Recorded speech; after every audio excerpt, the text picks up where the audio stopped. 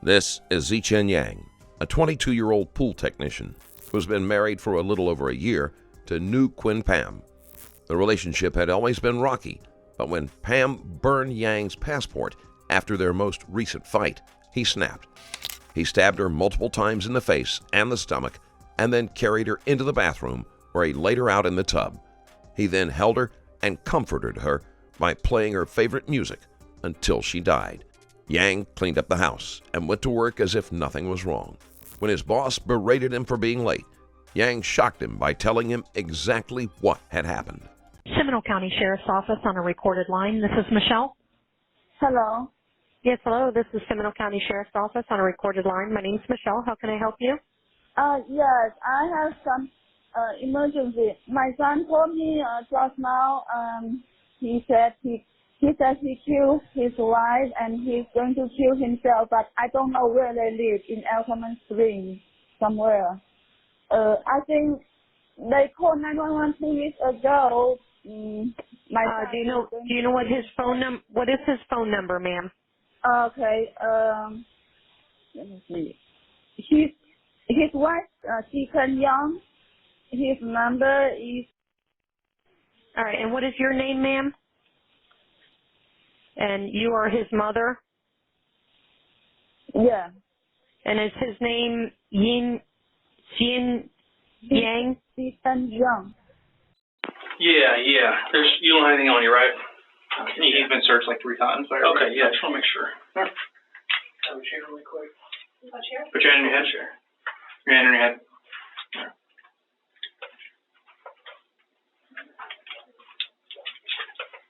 All right, put this one on your head too. All right, you're good. Go ahead and sit down now. Have a seat, Teddy. Teddy, you want some water?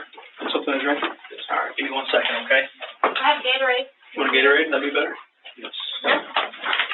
It's cucumber melon. Is that good for you? Okay, let me go grab it.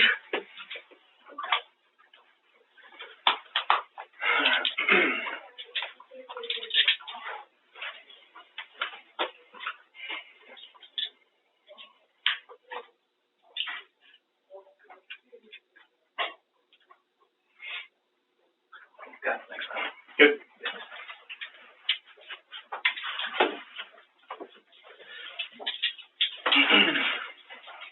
Oh my goodness.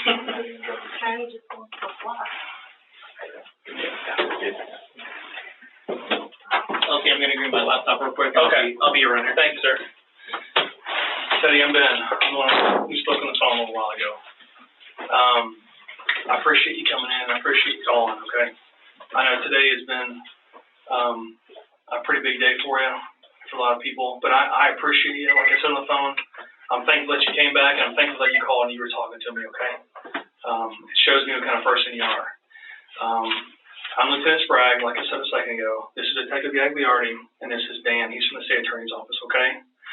And I brought you back here because obviously we have to talk about a few things, okay?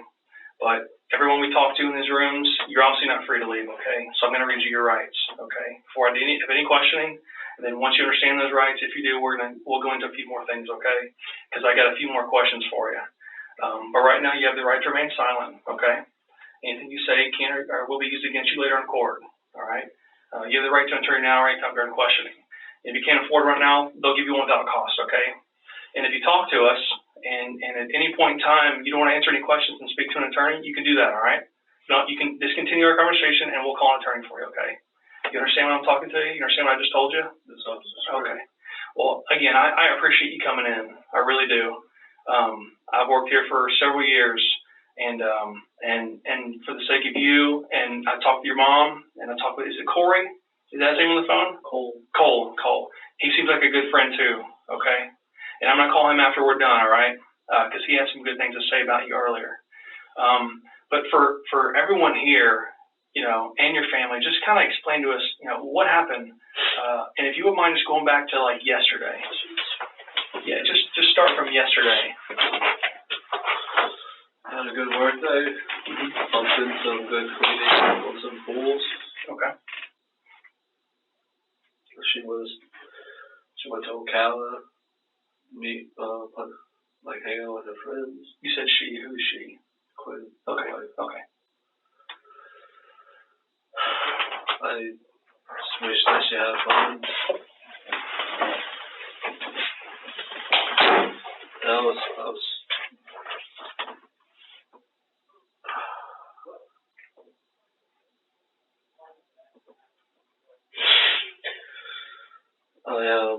was eagerly waiting for her to come home and we have a good night together, go to sleep, and then I was looking forward to wake up today, seize the day, conquer some fools again.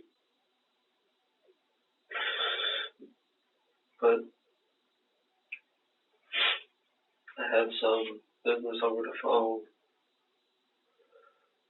so I wasn't able to make dinner. I cooked 2 cans of Chef Boyardee just so I can fuel myself up for tomorrow. By the time I got ready for bed, I hopped in and she was, can I adjust my seat? She was refusing to speak to me. And by the time she did spoke, she said 3 words. I give up. That quick fired a lot of things in my head. What did I do wrong? Just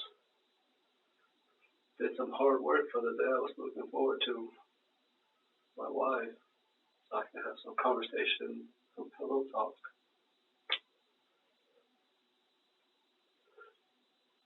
And she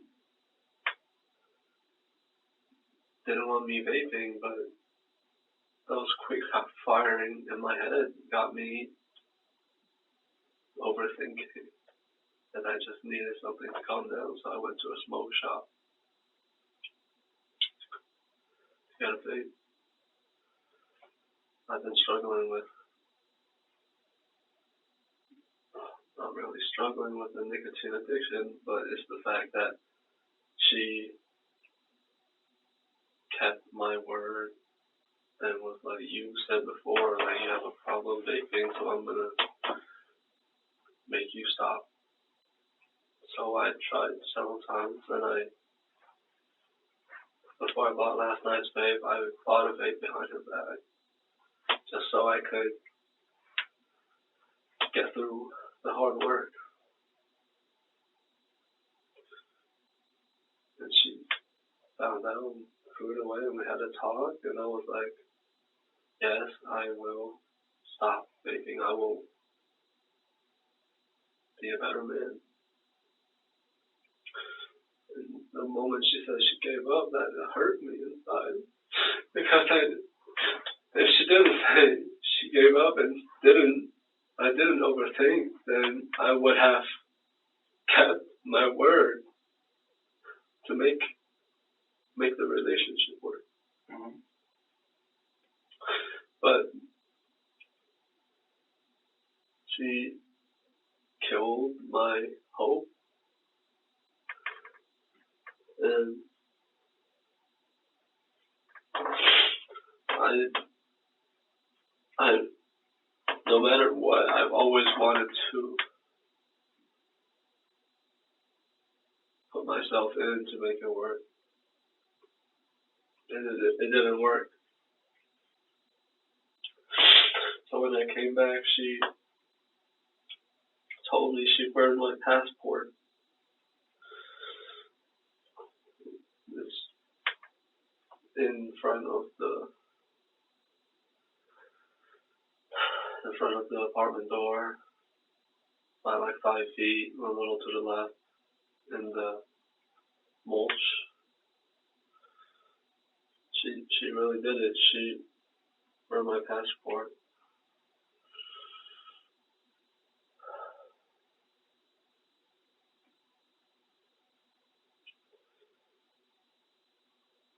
And that's what happened for the rest of the night. She wanted me to leave she wanted me to leave the place, wanted me to pack up and leave her alone, or else she would scream, and that would let the next door neighbor know that to report me to the authorities. Okay. And all I wanted to do was just move past from the burnt passport because I could get another one. I just wanted to make it work and go to sleep. It was already like 11:30 by the time the argument ended. It went from 9 to 11. I was ready to sleep at 9, and I had to strain myself to talk to make it work, and talking wasn't enough, and she was pressed on leaving this morning. So we slept, and this morning alarm strike. So that was, I wanted to make it work. I don't know how many times I had to say it. Yang and his wife had been married for less than a year. The relationship was tense, and they had been struggling to make things work. So I was asking her a couple last times, like,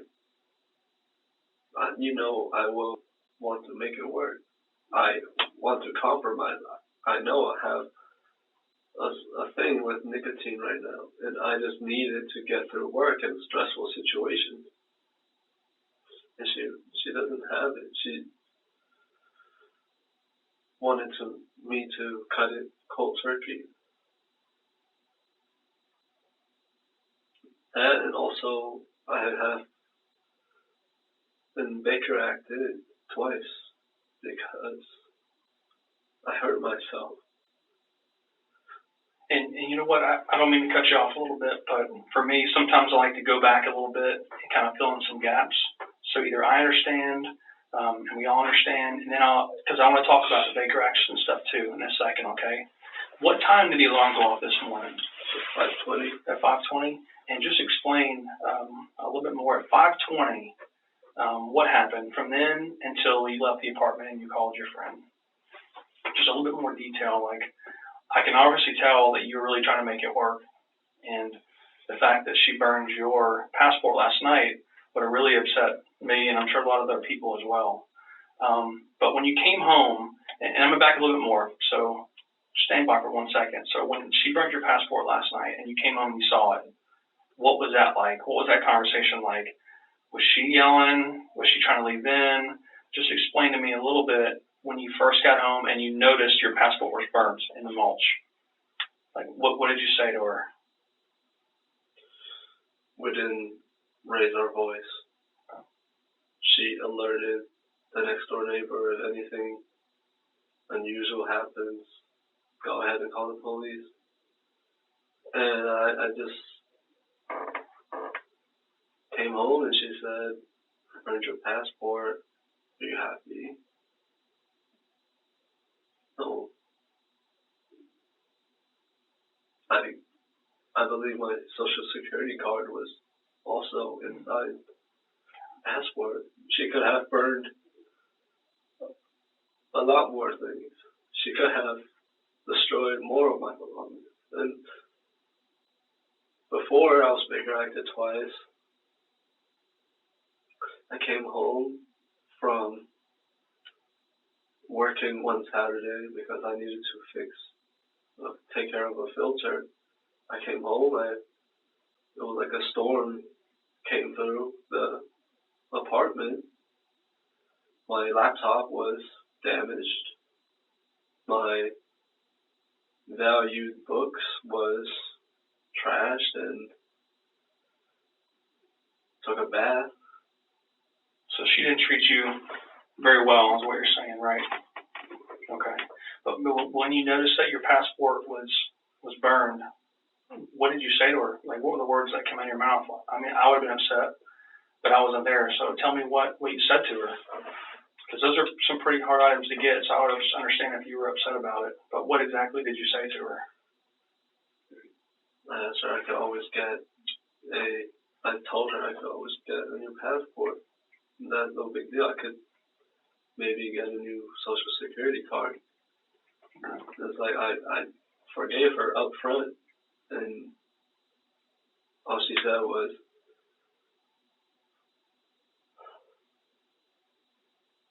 that I didn't have enough efficacy inside a relationship to stop vaping.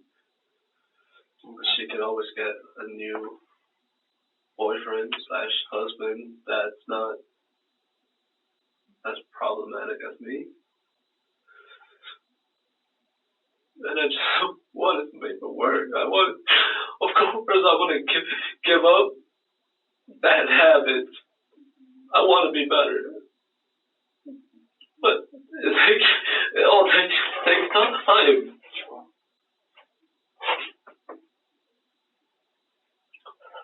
She also, the last time I was making active, I lost some friends, and she told me she'd call my friends last night after she burned my passport, like, hey, your friend's kind of failing in life. He can't make it. He won't be fruitful in his becoming of a better person. He's always going to be like this. So she was telling your friends last night that you basically weren't like a good person, we're going to fail in life, and she's telling all your good friends all this, right? You remember what friends she told? I don't remember. Okay. So she's making you look bad in front of your friends. Okay. So at some point you guys go to bed. You set the alarm went off at 5:20 this morning. But before y'all went to bed, she was okay. You guys went to bed at the same time together. Did you sleep in the same bed with her? Did she sleep somewhere else? We slept together. Okay. What time did you guys go to bed? Like past 12. Was that after midnight? Okay. Explain that. So when you guys got to bed, how was that? She didn't want to be in the same bed as me, and I just wanted to hold her and reassure her that everything's going to be okay, that I'm going to turn out better. Mm-hmm. I wanted to let her know, like, it does take time. I don't remember how many times I've had to reassure her. And she, after telling her that we both quietly go to sleep, she was doesn't have the efficacy still. So eventually you guys just fell asleep. How long was this conversation? I don't remember. Like an hour or two? Were you up all night? Did you go to bed at all last night? Yes, we went to sleep. It was like an hour-long conversation in bed? Was it 2 hours, 5 minutes?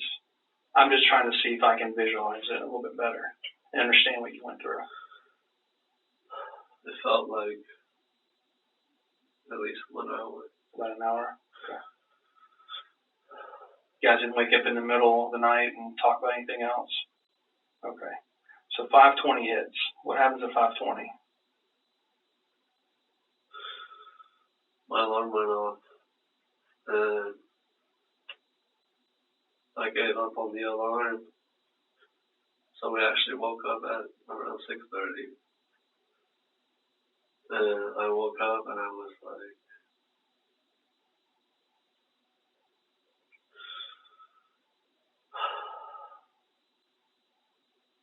basically, me the whole time, I was trying to make it work. I was talking to reassure her. And she said since last night that she was going to move out. She was going to pack her stuff when we woke up. And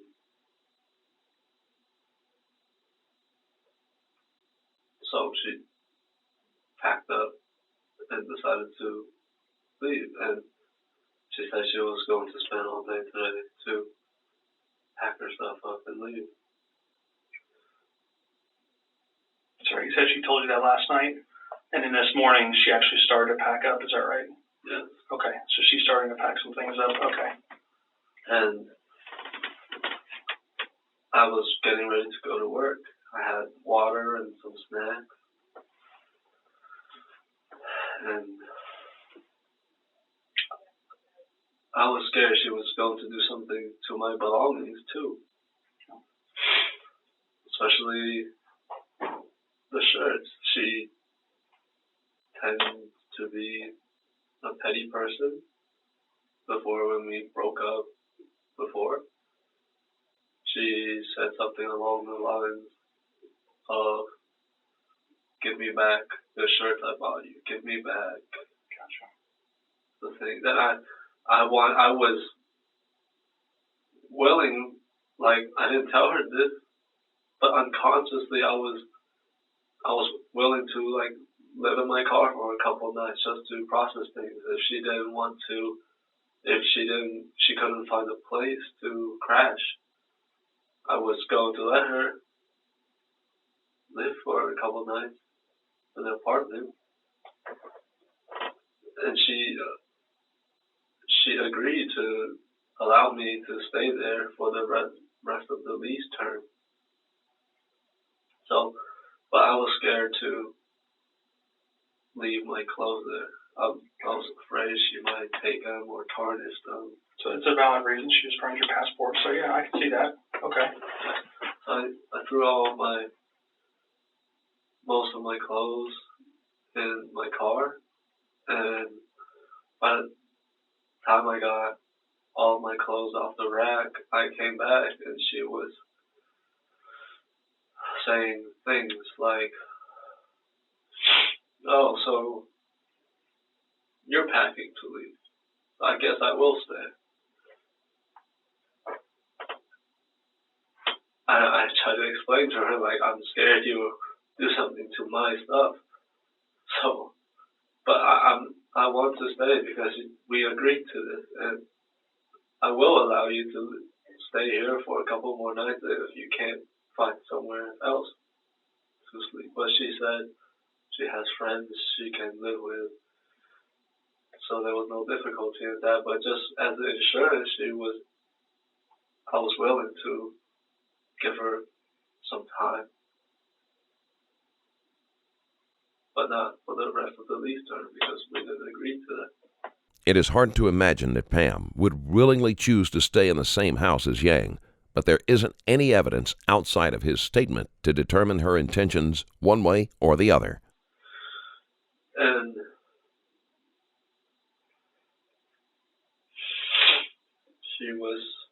my head was hurting.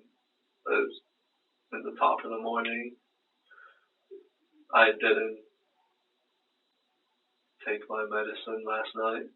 I couldn't find it. She displaced some of my stuff. My portable charger and my medicine. And it was, things went down and back to the former level and back down and to the former level and down. What do you mean by former level? Like, it's below low, and it went down and back to low, back to down, back to low. Yeah, mostly because we exchanged dialogues. Yeah, so just a little bit better for me to understand. So what is like below? Like, what are you talking about below what? And former level, like? Like, former level would be like me speaking. Like, I didn't pack up to leave. I just packed up because I'm scared you will alter my stuff. Mm-hmm. And she brought it down, saying, like, I thought you were leaving. You're packing to leave. So I'm staying. So you said, look, maybe like instigate you a little bit more, like you're right here, but she's saying things are going to escalate a little bit more. Is that right? Mm-hmm. Do I understand that correctly? Yes. Okay, so she's saying, I thought you were leaving. Okay, then what happened? She even said, again, like, I will scream. I will call the cops. Okay. So she's threatening you that she's going to scream and call the cops. And why would she say that again? Because over the course of the relationship, she felt like I haven't made any progress in terms of bettering myself. Okay. And Does she scream a lot to try to get the neighbors' attention and stuff to get you in trouble? she communicated with the neighbors last night. She told me. Has she done before though? Is that one of the things she does, like kind of against you? No, but she always threatens to call in authorities. Okay. All right. So let me make sure I get it straight. So you packed some of your belongings in your car already, right? And you come back in this morning. About what time were you packing your car at? 6:40, 6:50. Okay, around 7 o'clock. And you come back in. About how many trips do you think you made to the car? Two trips. Okay, so your third trip, you come back in, and that's where she starts to agitate you a little bit more, like, oh, I thought you were leaving, or stuff of that nature. What happens from then? So we went down and up, down and up. She threatened to scream, to call the police.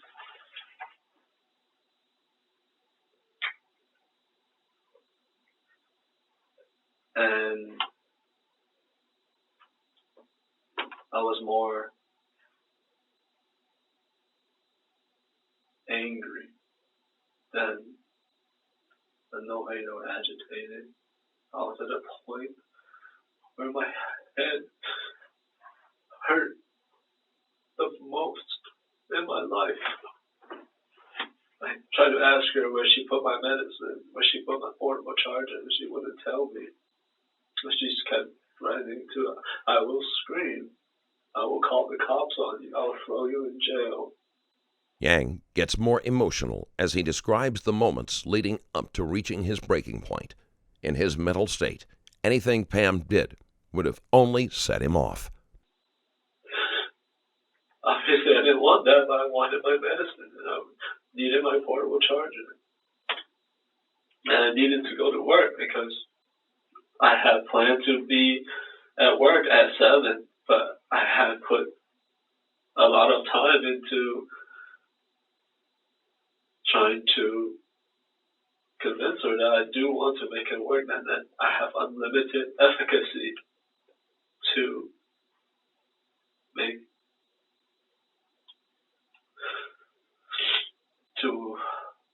get over our problems together.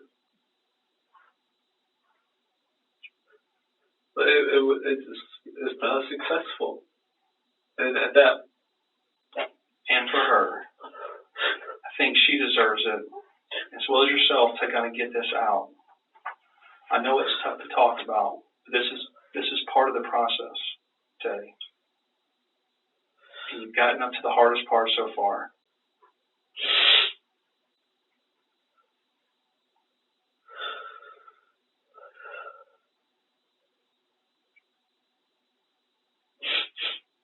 I can tell you everything that happened afterwards, but... Did she fight you at all?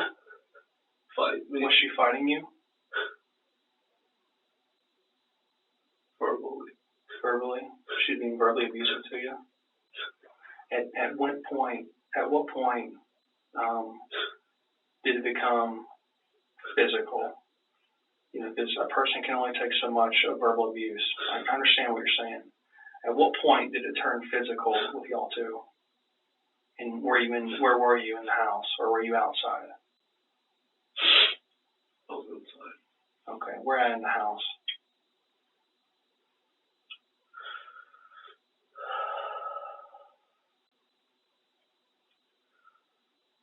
I was by the wall divider, facing opposite from the entrance of the kitchen.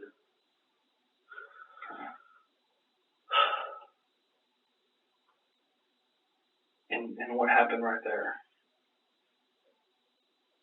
She told me to stop gaslighting her, stop gaslighting myself. I'm just making excuses.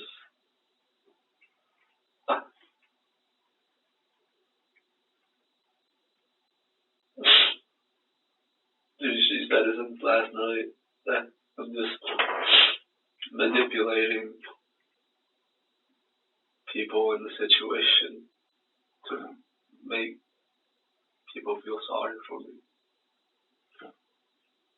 So I get she's not making you feel good about yourself at all. So when you're at that corner in the house, what happened right there when it turned physical? What was the first thing that happened between y'all two? She's obviously making you feel this big about yourself. You're worried that your clothes are going to all get damaged. She's making you feel terrible. She's calling your friends. I understand that. I just need to know at what point and what happened when it turned physical between you two. What was she saying and what was your reaction? It was like 20 seconds, every 20 seconds that I repeat what I have said, like I want you to move out and not scream and not make it so difficult for us. Every 20 seconds since I came back and she said, "You're moving out." Every 20 seconds or so. She always deflected it and said the same thing back. I felt so useless. My head was hurting, and I was thinking to myself, like,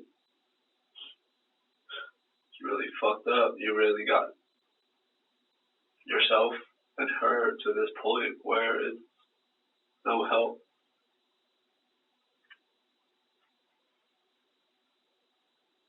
I was loathing. I was not thinking resourcefully, positively, resourcefully.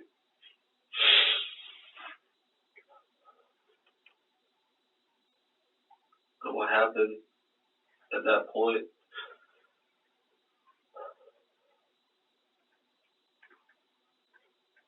I like to describe to a lawyer exactly what happened, because I'm not in the right headspace to exactly describe everything accurately. So I'm a lawyer. Are you saying you want to talk to your own lawyer, or in other words, are you saying that you want to speak to your own lawyer and tell him or her? Clarify what you're saying to us. I don't think we understand. So, do you remember at the beginning, Ben told you that you didn't have to tell us. You don't have to tell us any of this, right? But we appreciate you, and we understand that you're sorry, and that's why you're doing it. So, do I understand correctly that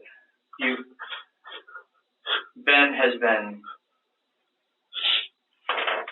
asking you to tell the hardest part for you to tell, right? The hardest part to tell? It's the hardest part, isn't it? And you said you want to skip that part. Am I saying that? I'm trying to restate what you're saying here. You don't want to say that. You said if you're going to tell that part, you're going to tell that to someone else, right? I want to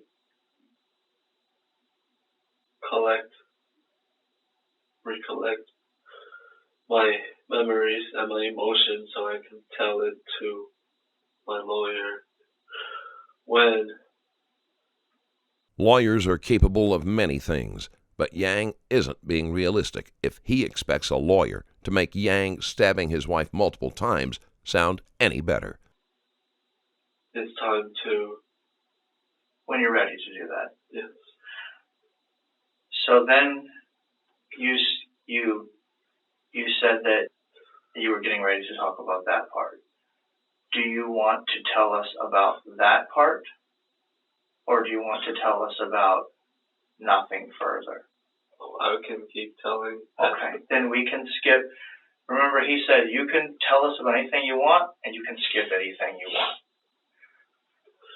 So I apologize for cutting you off, but I just wanted to clarify your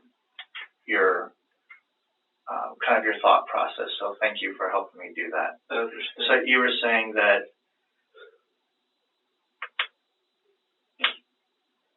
I called my mom. I tried to call her several times, and I couldn't get a hold of her. After calling her while you were still at the house, yes, and she didn't answer. She didn't answer. Does she live nearby? No. It was 7:20. I tried to about that 7:20. I tried to call her several times.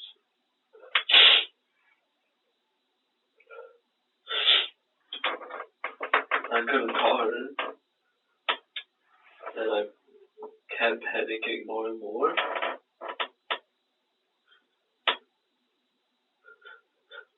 And she eventually called me. I told her everything.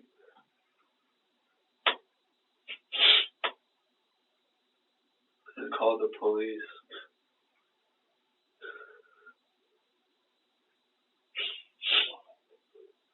We talked for about 40 minutes. And I still could not process what was going on, what happened. So I turned to my friend, Cole.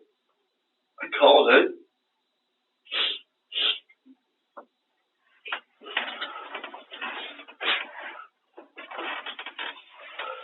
I told him I couldn't make it to work today. I told him I wanted him to work hard and become successful. I wanted him to take care of his family. He asked me what happened. Is me and my girl doing all right?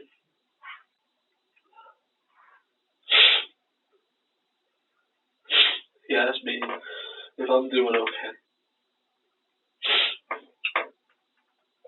He asked me if my girl was doing okay.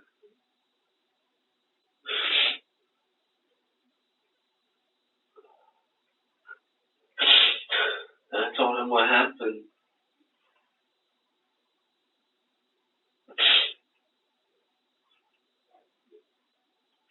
And he threw around a joke or two, like what happened to my plan that he agreed to help me with taking care of my dad. Yes, he said, well, you're putting more work on us as a company. We gotta fill in what you wouldn't be able to do today. I feel terrible about that. I feel terrible about a lot of things. Yang stresses how bad he felt for what happened and how he discussed that feeling with multiple people. Yet, in the 10 or more minutes that it took for Pam to bleed out, he never once felt bad enough to call 911 to try to stop what was happening. I let everyone down before and now. And he was trying to jump for me.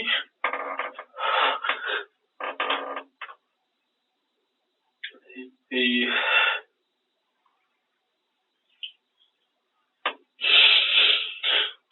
led me through the process.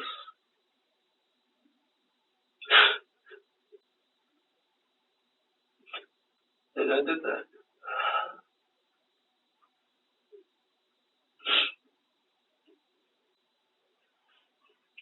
I never admitted much to becoming a Christian, but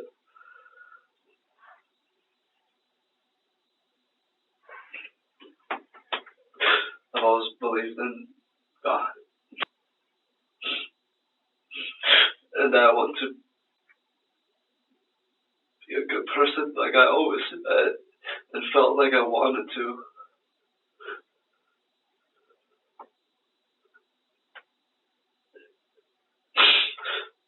And I broke down even further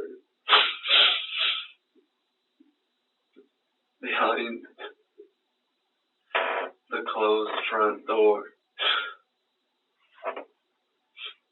I broke down again, thinking. So then I went into my bed, broke down more. And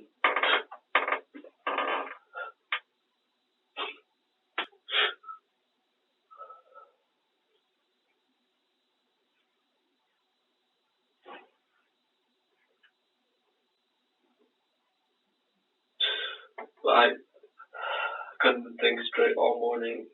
I went to Walgreens. I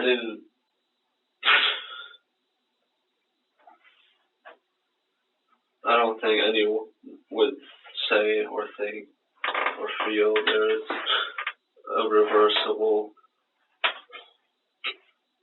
process. There's no way to start the day and make different choices.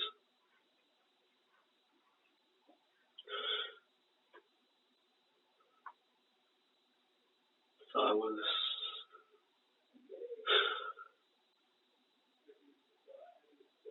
just enjoying the last bit of freedom I had, the last bit of time that me and her would have enjoyed together in different circumstances. She loved chocolate. I loved mint chocolate. So I went and bought some.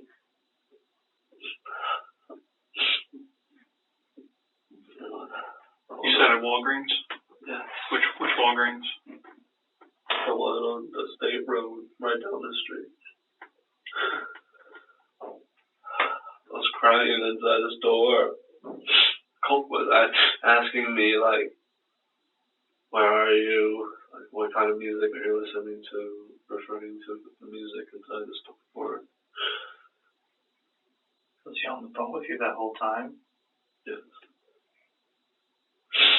I didn't want to tell him that I was going to the store.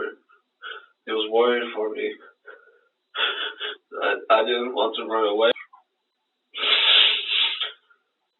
And on the way back, I was called by no caller ID. You told me that you were already on the scene, and you would like me to come in person and talk about what happened. And then another panic choice I made was I marked the calls. I took a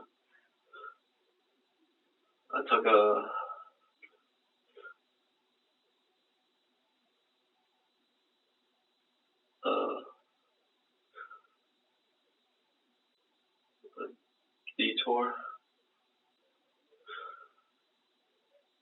trying to eat the chocolate. Also bought a Tylenol.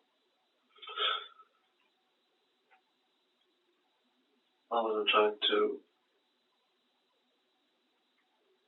overdose, but instead headache relief, and I don't know how much to take to relieve myself of the pain I was experiencing. So I took a lot. About 10 plus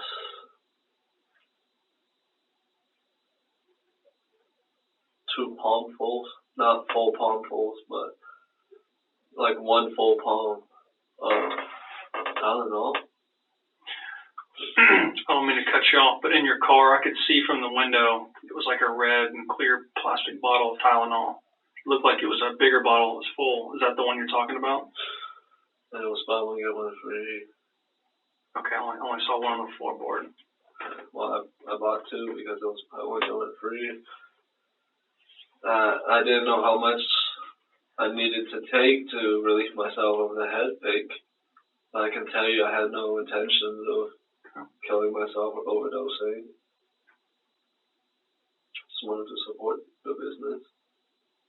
Okay. Your head was still killing you, like before. It's way more. How's it now? Okay. What causes your headaches? Just situations. I mean, is it stress, or is it something medical? If you would like to consider it medical, because I missed my evening dose last night.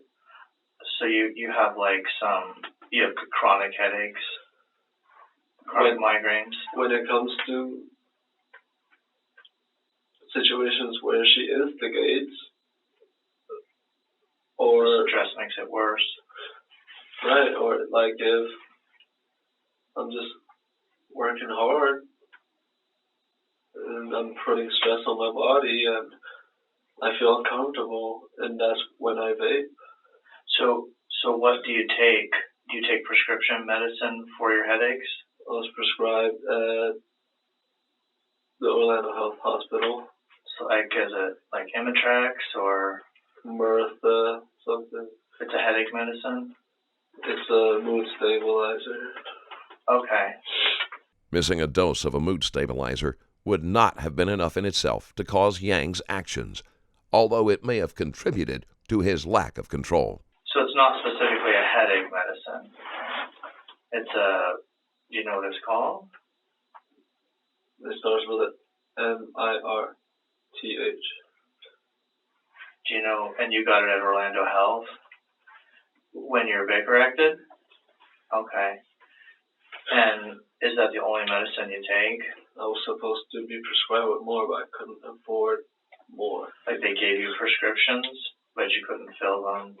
Yes. The same medicine? Something else. I believe Abilify. Okay. But I couldn't afford that because it was too expensive, and I had no insurance, and I had plans to get insurance before I bought and before I filled in more prescriptions. Mm-hmm. How long ago did they give you that medicine? At the start of the week. Okay, so it was already recent. No, it was Wednesday last week. Okay. Did you ever find it? Sorry. You don't know where it is? I don't know where the thing she displaced it. Have you taken any mood stabilizing pills or medications before in your life? No, only in the hospital and when I got my prescription. And the side effect is that it could greatly increase thoughts of suicide or anxiety and stuff like that. But the idea is that it should help with those things, right? When I take it routinely, yes. Yeah. And did you feel like it was helping when you got it? Yeah, I felt less urges to vape outside of work, and it was like during the day when I wasn't able to, abuse. Not that I have intentions of abusing, it's that when the medicine has no place to help me, relieve me of stabilizing my mood, I would resort to vaping from 7 till 5. That's when my But just vaping nicotine, right? Or were you vaping like THC to help? Nothing like that? No. Just nicotine? just nicotine. But you felt like it was those times when you were Baker acted, like what happened? We kind of cut you off when you were talking about those. What happened the first time? I cut myself once or twice, and the second time I cut myself a lot. How come? Because she, both times and more times beyond the two, she likes to threaten to throw me in jail. Falsely. Because we have a fight, but I don't. But you don't touch her. But she threatens to say, you touched her? Is that what it sounds like?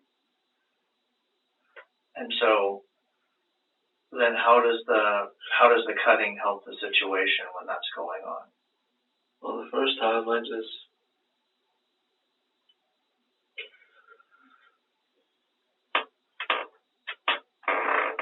both times she would talk down upon me.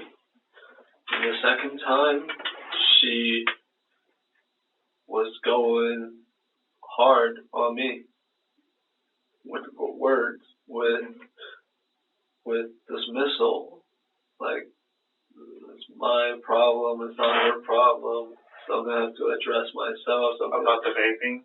About, lack of a better word, feeling sorry for myself. Like talking like I have no efficacy or drive to make it better.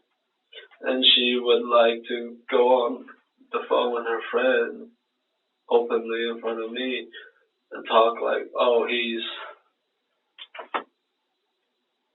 such a piece of shit. He likes to not take accountability. He's not responsible. He makes such unhealthy habits and decisions. And like doing it so you can hear it. Right. Like to hurt your feelings intentionally. Right. And her friends would reciprocate her back. It's like a positive feedback loop. The behavior that Yang describes is a form of abuse, although no one else could confirm that Pam ever acted in such a manner. Yang also leaves out that 6 months prior, police were called to the house on a domestic charge, and Pam's face indicated that she had been struck. For her. Right, and I hear it. And the second time, I just couldn't take it, and I guess you would call it like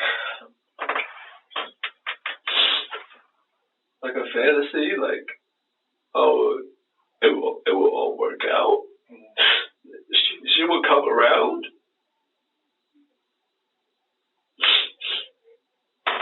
She would tell me she loves me and like reassure me and encourage me. I'm sorry, could you get more tissues, please? But then that never happens, or it does happen, but then there's another fight. Like if she happens, she takes it back. She says, I'm sorry I said those things. No. It's like she would, like we would move past that, but she never would apologize, and she would be like, you need to do this, you need to stop the bad habits, you need to. Is the only bad habit she had a problem with was the vaping? Before it was. That's not that serious. Before it was prioritization. About income, money, work, like getting ahead in life. It's a part of that.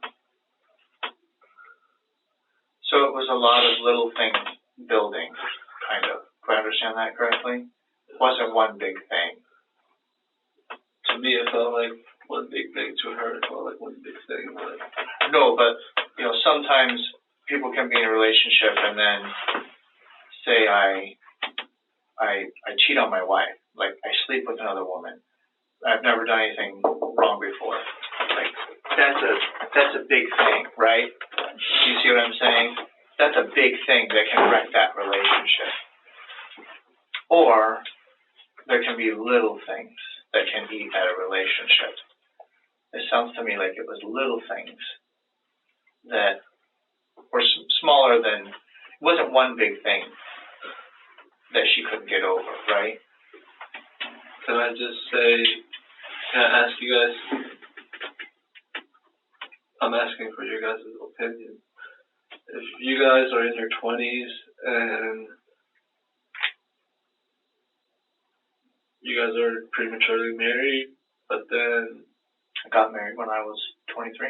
And then you guys agreed to go on a break. Are you familiar with breaks? A break like a free pass sexually? Or do you mean not be together for a minute? Not be together, but also a free pass? Okay. Well, I never had sex with another woman since I met her.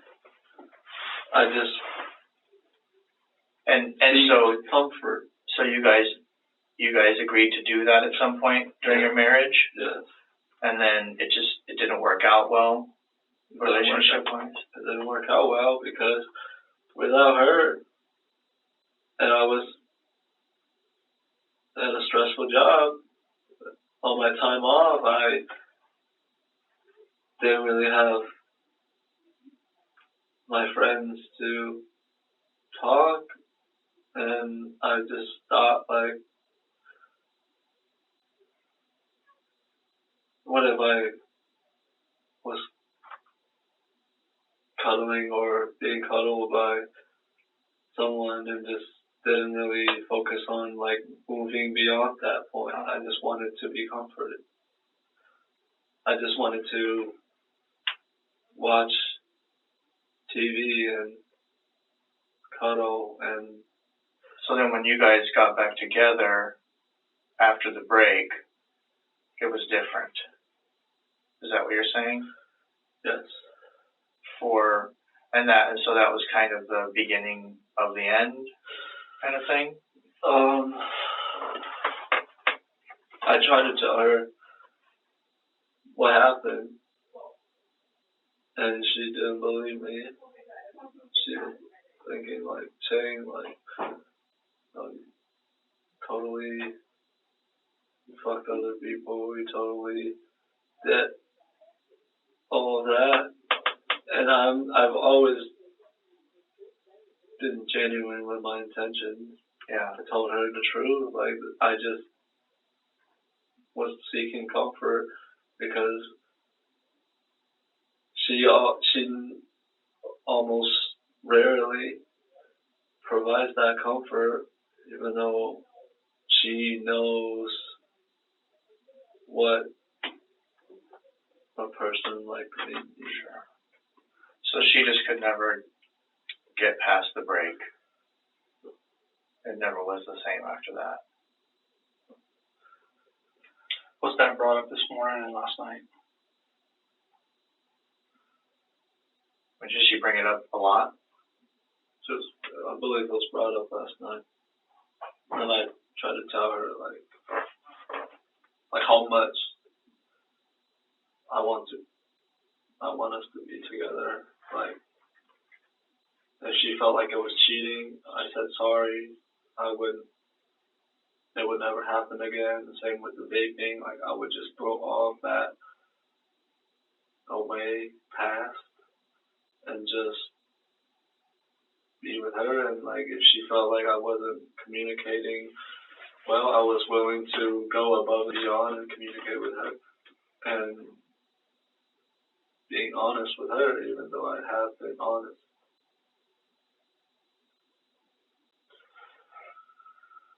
So it's more or so that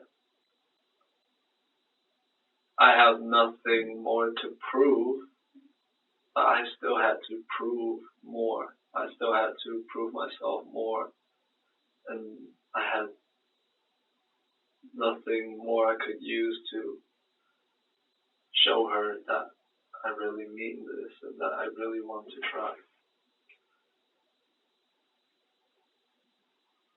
You know, all of us have, every human being, maybe I can only speak for men, so I apologize, because I am one. But every man, I think it's safe to say this, has gotten to the, and I think maybe just some women just don't become physical as easy. Some do, but I think all men have gotten to the point at some point in their life where they've done something that they wish they hadn't done. And because of anger, or because of sadness, or because you just feel like you're pushed too far. I mean, good men, lots of good men, have gotten to the point where they've done something that good men don't do. Right? Doesn't mean they're not a good man. It means they did something that they shouldn't have done. I've done it. Every adult male that I know has done that at some point. And sometimes that's physical. But when you do something physical, when you punch your friend because he says something you don't like, right? Or when somebody does something because they've had too much to drink, or because someone pushes them too far. You do that thing, but then you immediately realize that what you've done, what you've just started, is wrong because you're a good man, and you stop. Because the way I have felt it before, and that's the only way I know you can't be in my head, and I can't be in yours. So I'm just telling you from my experience and just trying to understand your experience, is when I feel it building, and I'm feeling the desire to do something that I know I should not do, my emotions are telling me to do something, but my rational brain is telling me, don't do that thing. And I know what that thing is. I know that thing is violence, right?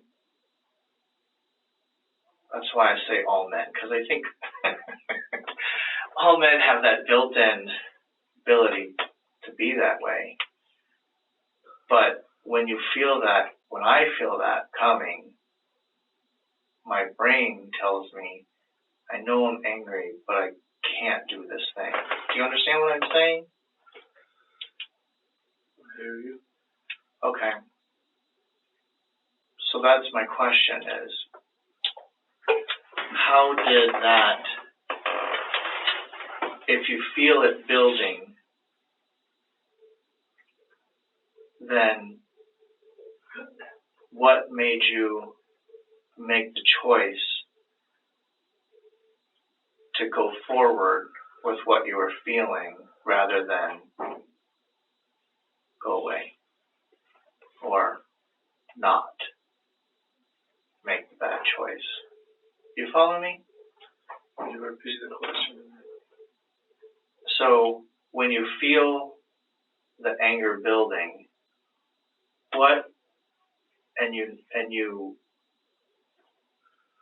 there's something, something's going to happen. You're going to get to the end of what you can take.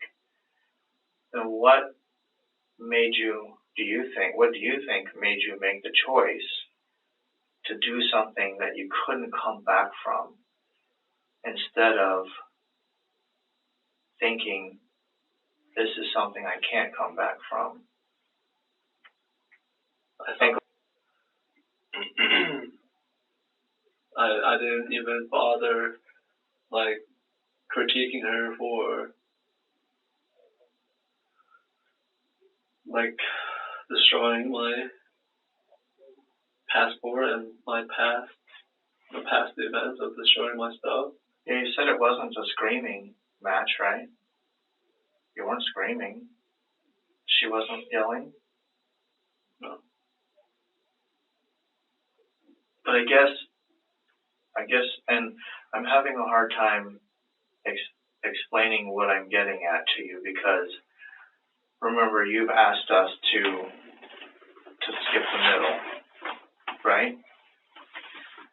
So I don't know what that is. That we're skipping. But there has to have been something. There has to have been something that started, that could have stopped before it got to the end result. Do you understand what I'm saying? So imagine I'm having an argument with my friend, right? I'm arguing with my friend, and he's getting more angry, I'm getting more angry. He's getting more angry, I'm getting more angry. And then eventually he pushes me over the edge, and I pull my hand back like into a fist, right? So he's pushed me over the edge, I pull my hand back into the fist. But my brain is still working, right? I can punch him in the face in his living room, right? Or I can stop, right? If I stop, it's over. I have used my head to overcome my emotions. But what if I do hit him? Okay, I hit him once. I can't come back from that, right? But I have another choice. I knock him on the ground, I can leave it right there. Or I can jump on him and I can hit him again. And then I have a choice after that. I can hit him again. You see what I'm saying? You understand? Then I can hit him again, and I can hit him again, and again, and again. And every time, I have the choice to stop hitting him. Yang would later explain this by bizarrely claiming that he wasn't raised to hold back, and he was the type of person who always had to follow through when he started something. Right? And then, after he's unconscious, I can pull out my pocket knife, and I can stab him in the chest. And I can do it again, and again, and again. But every step along the way, I have the ability I'm making that choice. I think after making the first choice, such as pulling your fist. Yeah. I can't come back from that. My friend knows. That's what I'm asking you. It's not all or nothing. How did it get to it's all? I want to talk about the way I grew up. It's, in my point of view, I'm pretty sure everyone growing up has experienced physical abuse from our parents and, say, other people. And all the times I experienced it, it wasn't halfway. It wasn't halfway. It was like my dad would beat me and my mom just spontaneously. When I made a mistake practicing the piano, my instructor would beat me with a pencil. There was no holding the pencil. No threat. If you make a mistake, I'm going to hit you. It was all of that. It was when I went through military school in 8th grade, it was, Same way. yeah, stand 4 or 5 hours, or give me 50, or even like between me and barrack mate, like in the bathroom, he kept annoying me. I told him to stop, and he just, out of the blue, just started beating me. It was, from my experience, it was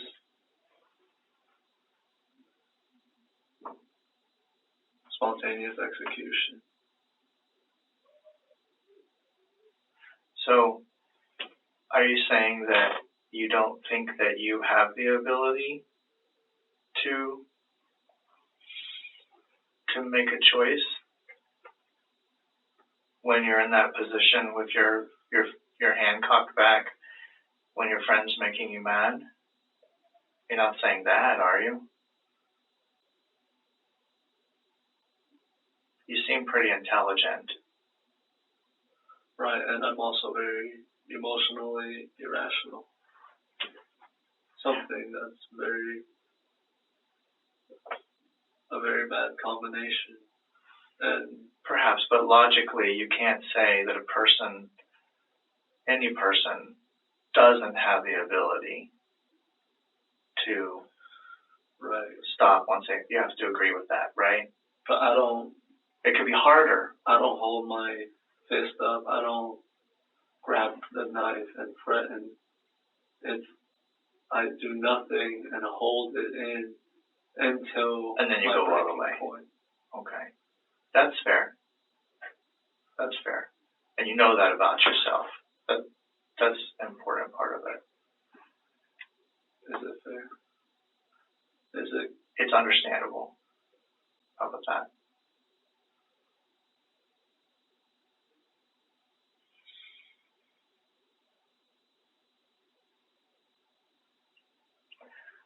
So, after you realized, after everything was over, you said before you called your mom,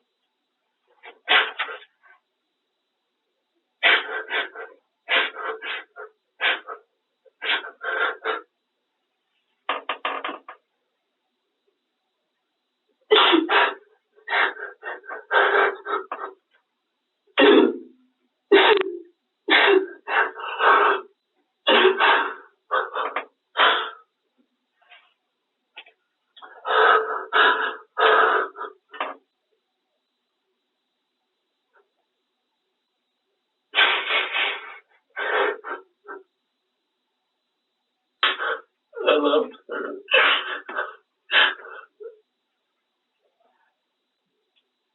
When did you call your mom? Remember what she was wearing when she woke up this morning? Wearing a coffee, large coffee t-shirt, and she was in her panties. What color was her t-shirt? Like my t-shirt? Her t-shirt. It was coffee. Oh, a coffee. Oh, okay. I thought you said large coffee in the front. Okay. It's like a brownish color. Okay.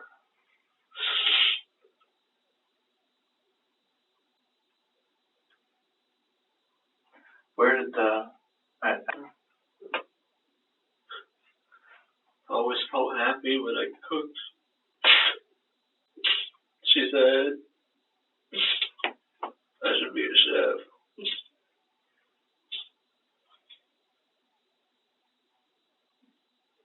I put all my love into cooking, taking care of the place.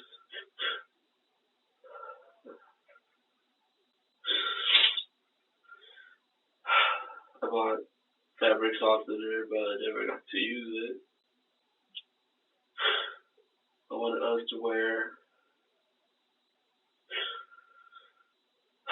good clothes. I wanted us to not just wear clean clothes, but unwrinkled clothes. I bought seasoning. I researched the ways to make the food good, not just dry rice, not just dry meat. I try to cook it the best I can.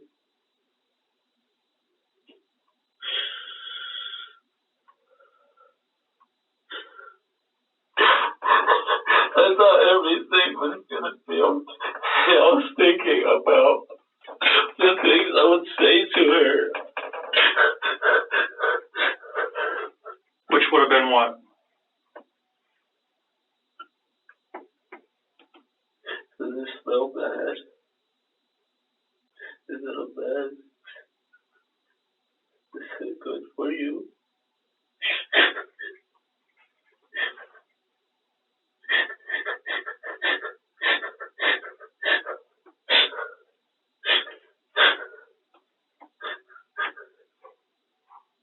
Please don't go. I want to make it work. I don't want to. If she was here right now with us in this room, what would you tell her? In this room? Right now. Right now. She's here right now. What would you tell her?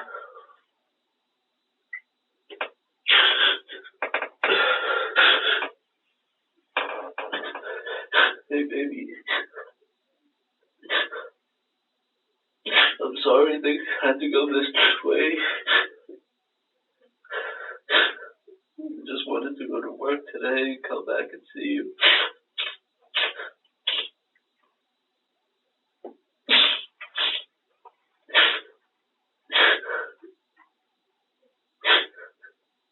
I just wanted to be with you. I don't want to be with anyone else. If we were on break again, I wouldn't want to touch another woman.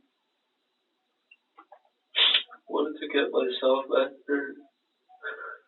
I want to go get home. I wanted us to compromise. I don't want you to leave. Is that ultimately is that why you did it, Teddy? You think she was going to leave you and never come back and leave you all alone?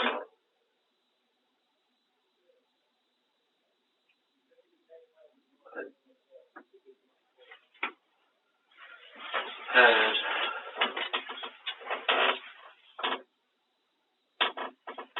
I don't know if you guys have been in the same situation where you're Pinocchio, you're the boy who cried wolf, and all you're willing to do is anything to not be the boy who cried wolf. Well, remember the story of the boy who cried wolf is that the boy who cried wolf falsely stated that there was a wolf among the sheep multiple times, right? So that when it really was a wolf, no one believed him. Is that what you're saying that you've done? That you falsely stated that she's done bad things when she hasn't? Ultimately, it's different reasons, but the same disappointment. It's the same degree of failure. First, it was we were on a break, and through her definition, I was cheating. And I didn't take care of my debt at the pace that I said I would, and then it was. What debt is that? Is there a debt? Credit card debt. Okay. So that's one of the things she's been giving you a hard time about? Was some credit card debt that you racked up? Yes. By yourself? Like it wasn't her debt? It was used for the purpose of us partaking recreationally. Doing fun stuff. Yeah, like going on dates. And then all of a sudden it was real high and you needed to take care of it. Well, it went too high, and then I got it. You're paying it off. I got it down, and then it got back again because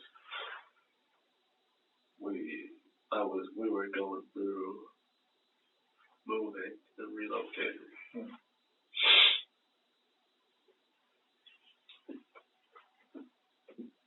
It was also because once we were having a nice conversation driving around in Kissimmee, and I forgot something at the house we were renting a room from, and then I got into a car accident, so I had to put a fair amount into the credit card because I didn't have liquid cash to, say, deposit to get my car back, so I had to. Emergencies. Yeah. And it was also about the nicotine. It's just a series of failures that should accept no excuse from. And then today, she said it was over. That's over. It was. And you couldn't stop that from being true. You couldn't talk her out of it, right?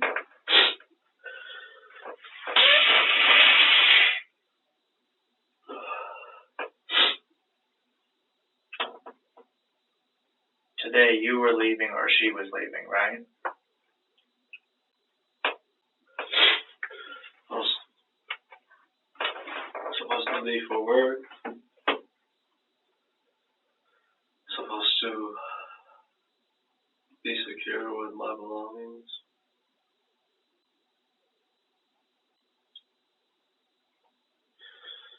And she had no work. She said she had all day to get her stuff out. So it was over today.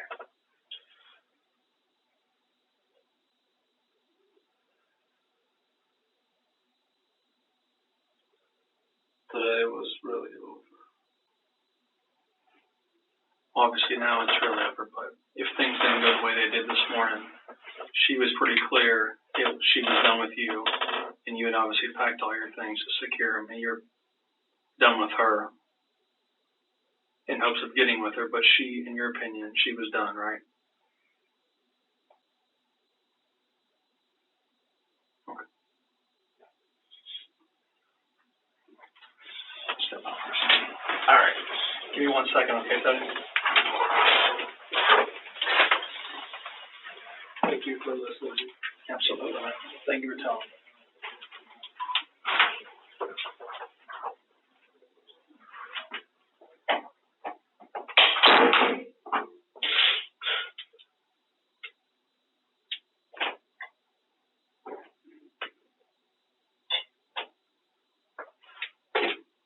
Yang's motive for killing his wife was never made clear. He gave various half-hearted reasons, but it always felt as if he was holding something back. Xichen Yang was found guilty of second-degree murder and tampering with evidence in the death of his wife, Nu Quan Pham. He was sentenced to 40 years in prison.